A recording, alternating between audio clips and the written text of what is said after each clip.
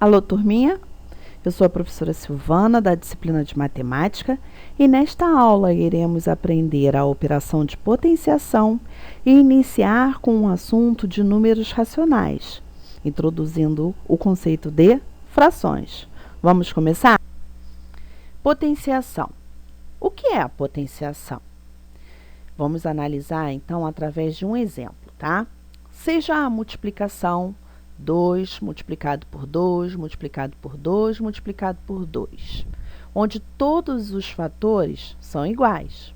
Podemos indicar este produto de modo abreviado. Qual seria essa abreviação? Pegarmos esse fator que foi igual, ou seja, no caso o número 2, e representá-lo acima desse fator um número. Esse número vai indicar tantas vezes ele se repetiu. Então, ele se repetiu 4 vezes.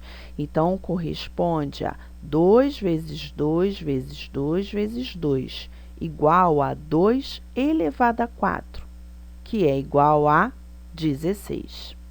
E, a partir daí, denominamos o seguinte, ó, o 2 elevado a 4, que é assim que a gente vai fazer a leitura, ou 2 à quarta potência, esses fatores que foram iguais chama-se base, que é o número que se encontra abaixo do 4, que representa o expoente, o número que fica acima.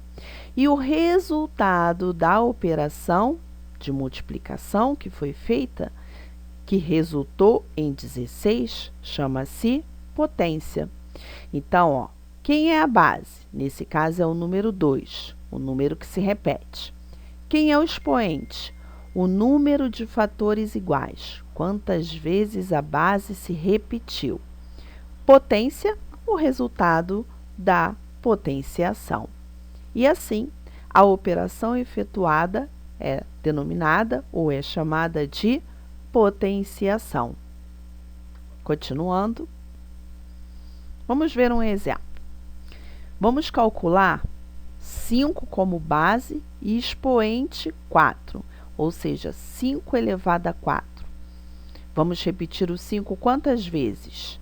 5 vezes 5 vezes 5 vezes 5, ou seja, vamos repetir o 5 4 vezes. Temos então 5 vezes 5, 25. 25 vezes 5, 125. E 125 vezes 5 resulta em 625. Logo, a operação de potenciação envolve um produto, sempre uma multiplicação de fatores iguais. Lembrem-se disso. Analisando mais um exemplo, ó, 4 como base, 3 como expoente. Mas daqui a pouquinho a gente vai rever como é que se faz a leitura, ó. Pode ser 4 ao cubo, tá? Também. Mas aqui nós temos de início 4 como base e 3 como expoente. Então, quantas vezes vamos repetir a base 4? Número do expoente, ou seja, 3 vezes. 4 vezes 4 vezes 4. Vamos lá, então. 4 vezes 4 dá 16. E ao multiplicarmos 16 vezes 4, vamos encontrar 64. E agora vamos fechar com a recordação de leitura. Como fazemos a leitura de uma potenciação? Ó? Aqui, no nosso primeiro exemplo, temos o seguinte, ó, 3 como base e 2 como expoente. Então, nós podemos fazer a seguinte leitura: 3 elevado ao quadrado. Ou, uma outra forma, o quadrado do número 3. Então, podemos fazer a leitura de duas formas distintas. 3 elevado ao quadrado ou, agora trabalhando de início expoente, o quadrado de 3. Um outro exemplo.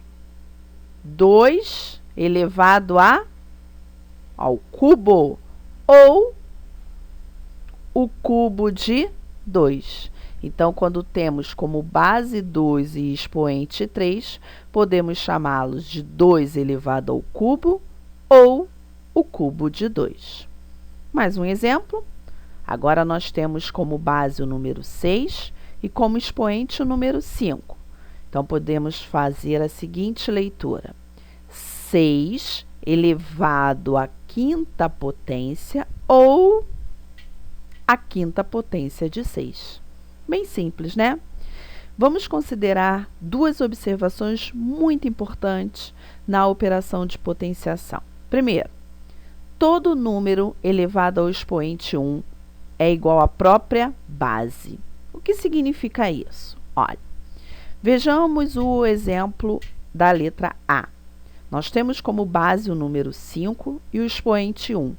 Quantas vezes vamos repetir a base 5? Uma única vez. Assim sendo, vamos encontrar o próprio resultado 5. Então, podemos dizer que toda vez que tivermos uma base elevada ao expoente 1, o resultado vai ser sempre a própria base. No exemplo B, 10 elevado a 1. Então, toda vez que nós tivermos uma base elevada ao expoente 1, o resultado é igual à própria base. Nesse caso, 10 elevado a 1 resulta em 10. Uma outra observação também muito importante. Todo número elevado ao expoente 0 é igual a 1.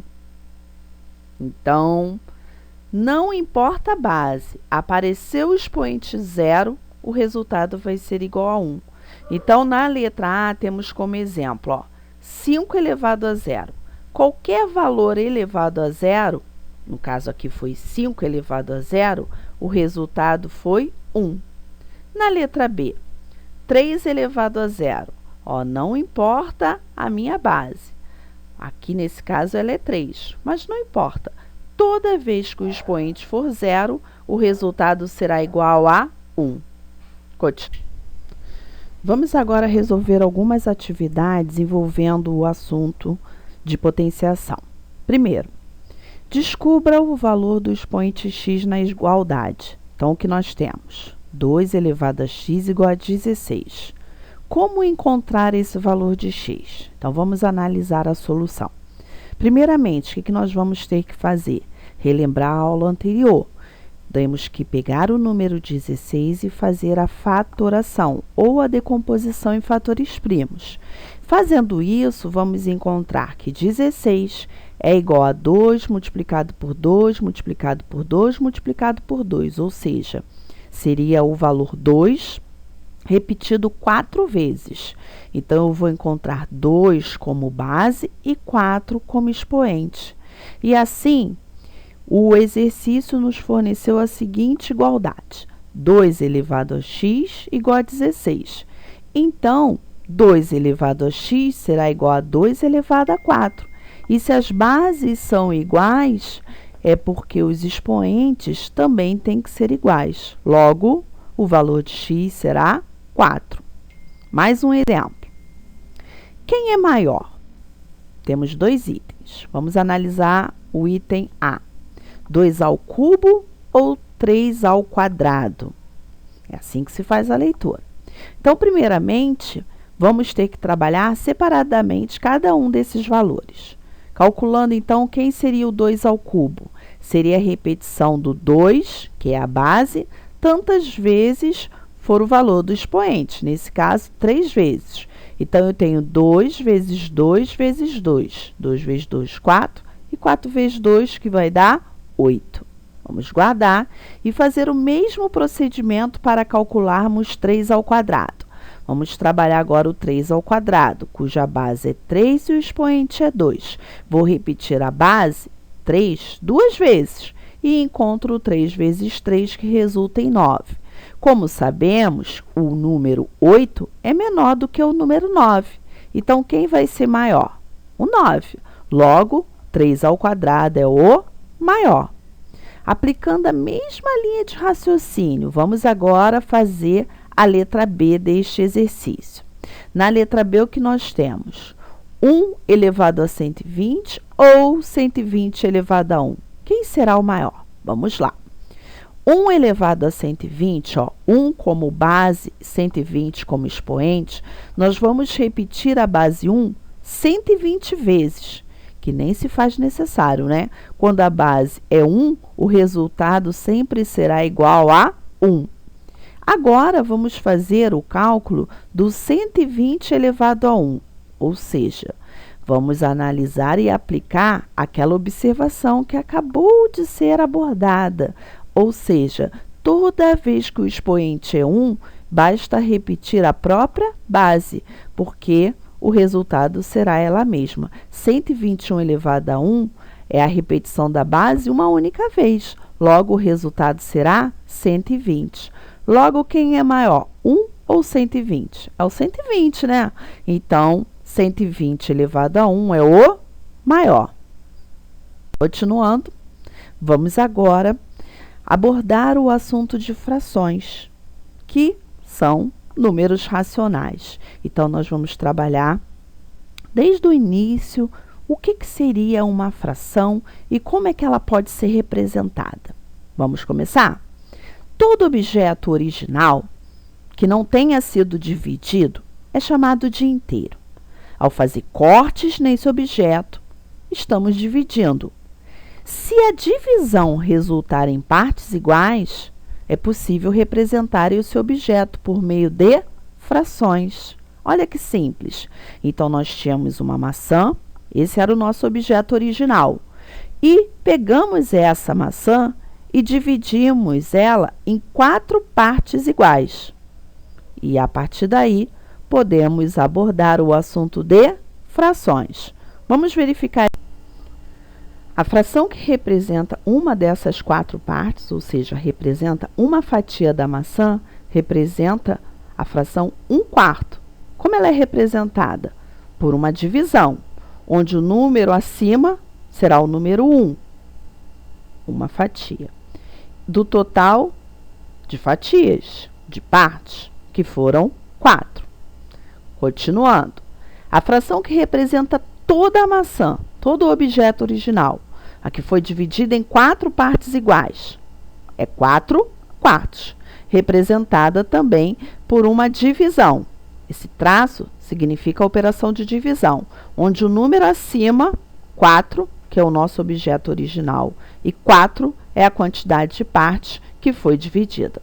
As frações, elas devem ser nomeadas a partir dessa lógica, até o denominador 10. A partir daí, nós temos o 11, o 12, o 13, teremos o acréscimo da denominação, da terminação avos. Então, um exemplo, fração 1 no numerador e 12 no denominador. Ó, essa fração chama-se 1/12 avos. Se fosse 13 no denominador, a fração seria 1/13 avos. Então, a parte de cima de uma fração é o que nós denominamos numerador. É ela que representa as partes de um objeto que foi dividido em partes iguais e equivale ao dividendo de uma divisão, que é chamada de numerador. Já a parte de baixo, que representa a quantidade de partes em que o objeto foi dividido, equivale ao divisor de uma divisão e é chamada de denominador. Ok? Também podemos representar as frações de forma gráfica. Vamos verificar alguns exemplos. Na letra A, essa é a fração, ó, 1/2. 1 no numerador, 2 no denominador. Então, nós temos um objeto.